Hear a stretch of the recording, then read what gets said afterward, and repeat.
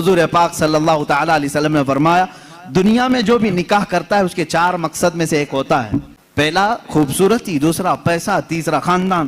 حضور نے فرمایا چوتھا ایک مقصد ہے، وہ اچھا ہے، اس کے اخلاق و کردار دیکھ کر نکاح کرتا ہے۔ یہ 4 میں سے کوئی ایک، اور رسول کریم صلی اللہ علیہ وسلم نے ہر ایک کا ریزلٹ بھی بتایا۔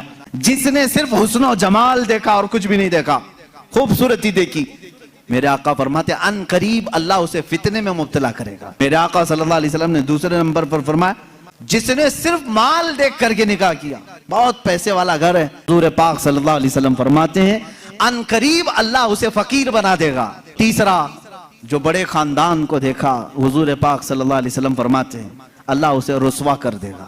ہاں، جس نے اخلاق و کردار دیکھا، عورت کے اچھے اخلاق و کردار، اس کی دینداری دیکھا، حضور فرماتے ہیں اللہ اسے دنیا میں بھی برکت دے گا، آخرت میں بھی برکت دے گا۔